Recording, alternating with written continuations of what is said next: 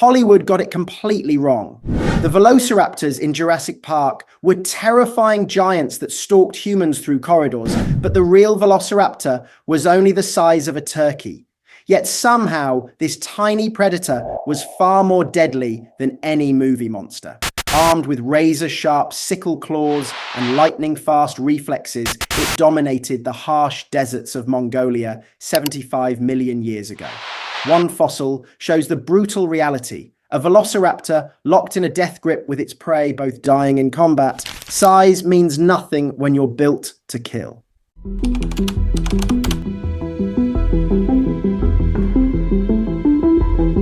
Picture the Mongolian desert 75 million years ago. The Late Cretaceous Gobi was a brutal wasteland where temperatures swung from scorching heat to bitter cold within hours. Sand dunes stretched endlessly across the landscape, shaped by relentless winds that could bury anything in their path. This wasn't the lush tropical world we often imagine when we think of dinosaurs. Instead, it was an arid hellscape where only the most adaptable creatures could survive. The Jurassic Formation tells the story of this harsh environment through layers of ancient sandstone. Intermittent streams cut through the desert, providing rare sources of water that attracted both predators and prey. But these oases were temporary at best. Most of the time, animals had to navigate vast expanses of shifting sand under a merciless sun. The frequent sandstorms were particularly deadly, capable of burying entire animals alive in minutes.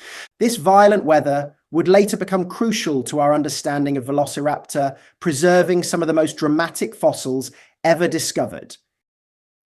In this unforgiving landscape, being small wasn't a disadvantage. It was essential for survival.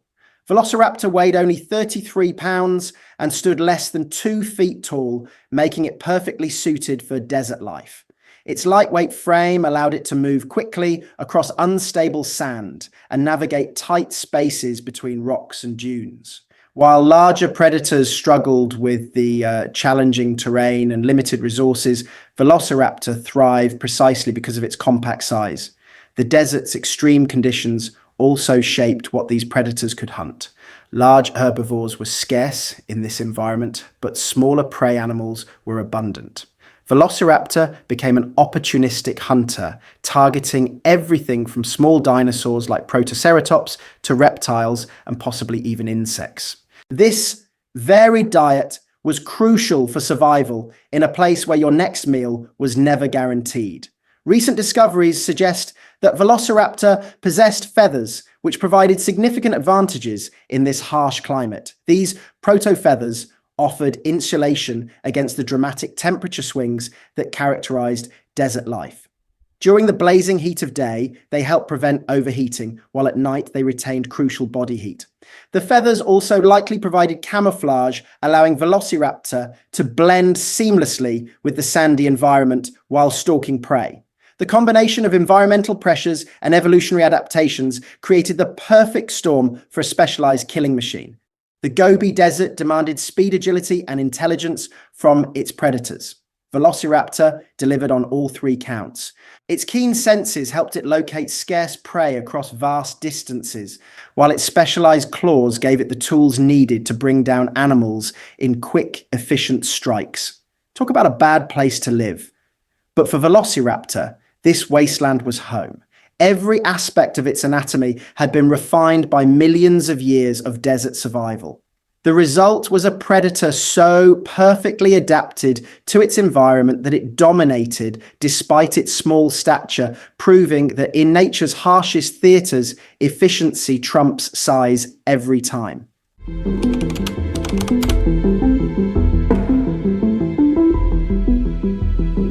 Every part of Velociraptor's body was designed for one purpose: turning living prey into dead meat.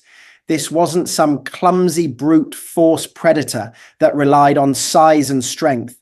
Instead, evolution crafted a precision killing machine equipped with a 3-weapon system that made it unstoppable in the Mongolian wilderness.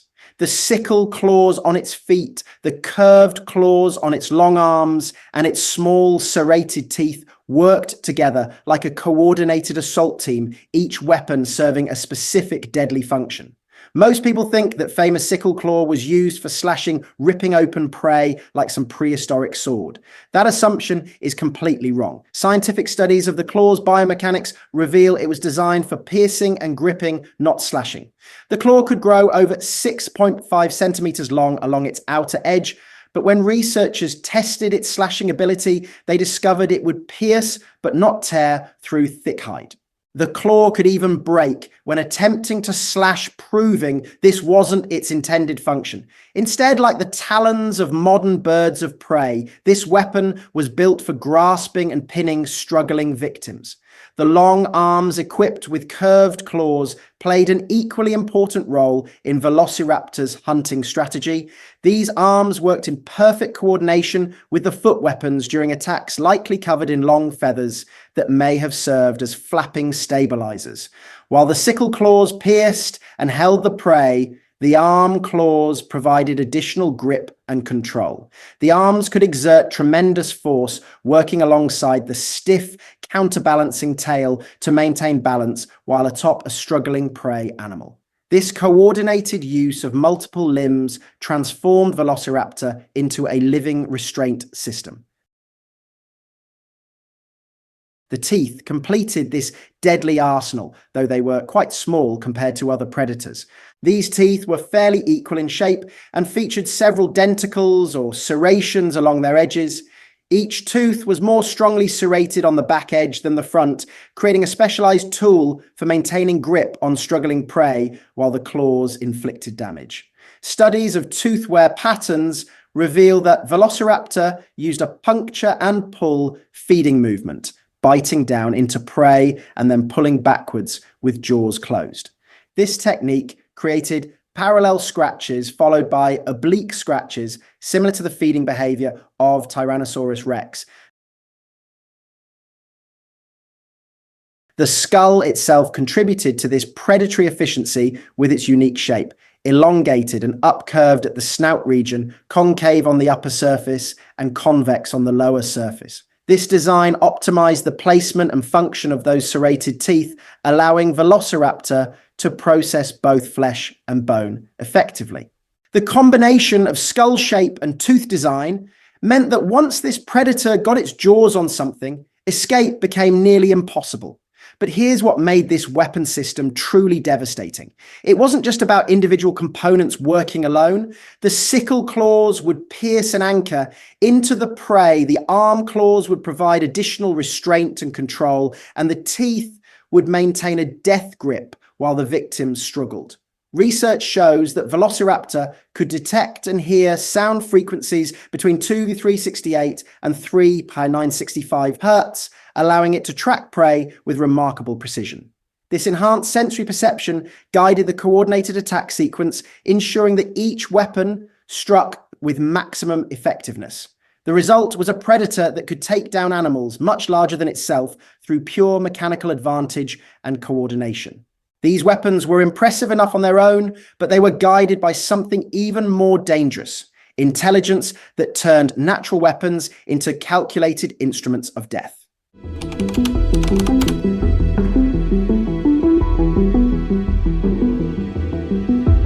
In 1971, paleontologists uncovered something that had been hidden for 75 million years, the exact moment when predator met prey in mortal combat. Deep within the Jurassic Formation of Mongolia, researchers discovered what would become known as the Fighting Dinosaurs fossil, a specimen that captures one of the most dramatic scenes in prehistoric history. Two ancient enemies lay locked together in their final struggle, a Protoceratops andrewsi and a Velociraptor mongoliensis, both frozen at the moment of death in the Tugrican Shire locality. The scene, preserved in stone, tells a story of violence and desperation that unfolded 75 million years ago. The Protoceratops, a sturdy herbivore roughly the size of a pig, stands in a semi-erect stance with its skull positioned horizontally. This positioning immediately ruled out any possibility that the animal was already dead when the attack began. Meanwhile, the Velociraptor appears locked onto its victim like a prehistoric missile, its body positioned exactly as its weapons and intelligence had evolved to dictate. The two combatants died simultaneously, creating a snapshot that scientists never expected to find. What happened in those final seconds before death remains one of paleontology's most intensely studied mysteries. The forensic evidence preserved in the fossil reveals a coordinated attack sequence that demonstrates everything we know about Velociraptor hunting behavior. The predator's famous sickle claw is buried deep in the throat region of the Protoceratops, positioned exactly where it would cause maximum damage to vital blood vessels. This wasn't a random strike, but a precision attack aimed at the most vulnerable part of the herbivore's anatomy. The Velociraptor's left hand was actively scratching at the Protoceratops' skull during the struggle, providing additional evidence that this was an ongoing fight rather than scavenging behavior. The predator was using its forelimbs to grasp its prey while simultaneously kicking and raking the belly and chest with its hind limbs, exactly as the three-weapon system was designed to function. Every part of the attack followed the mechanical advantages that made this small predator so deadly. But the Protoceratops wasn't going down without a fight. In a desperate act of self-defense, the herbivore managed to clamp its powerful beak around the Velociraptor's right forelimb, trapping the predator's arm between its jaws. This defensive move reveals the incredible bite force that Protoceratops could generate with its specialized beak, strong enough to crush bone and hold fast even as death approached. The herbivore's jaws became a vice that the Velociraptor could not escape. Kenneth Carpenter proposed that the multiple wounds inflicted by the Velociraptor on the Protoceratops' throat caused the herbivore to bleed to death, but not before executing this final desperate counterattack. The Protoceratops bit down on the predator's right hand and held on, trapping both animals in a death grip that neither could break. As the herbivore's life ebbed away from blood loss, the Velociraptor found itself unable to free its trapped limb, leading to its own death through desiccation. The environmental catastrophe that buried both animals mid-battle remains a subject of scientific debate. David Unwin and his colleagues argued that a sudden sandstorm or collapsing sand dune buried the pair alive, preserving this moment of violence for eternity. The sand-bearing event happened so quickly that neither animal had time to escape, creating the perfect conditions for fossilization that captured every detail of their final struggle. This single fossil proves Velociraptor's deadly efficiency in ways that no other evidence could provide.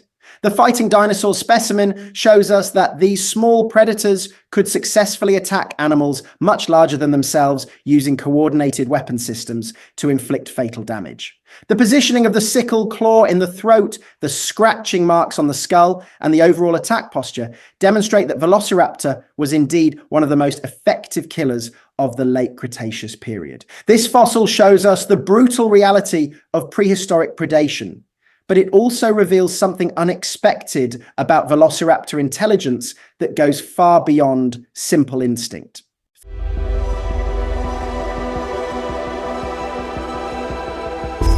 Velociraptor's true terror came not from Hollywood fiction, but from evolutionary perfection. This small predator was so precisely adapted to its environment that it dominated despite its size, proving that efficiency trumps brute force in nature's deadliest hunters. The combination of agility, speed, and relatively high intelligence created a formidable hunter perfectly suited for the arid late Cretaceous landscape.